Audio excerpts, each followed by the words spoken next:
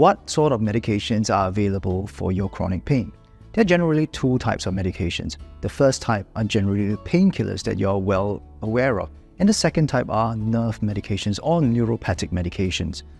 Traditional painkillers range from paracetamol and ibuprofen that you can get over the counter. However, NSAIDs like ibuprofen can cause gastritis, so newer generation medications such as celecoxibs are known as COX-2 inhibitors. They spare the gastric lining, thereby the incidence of gastritis is far less.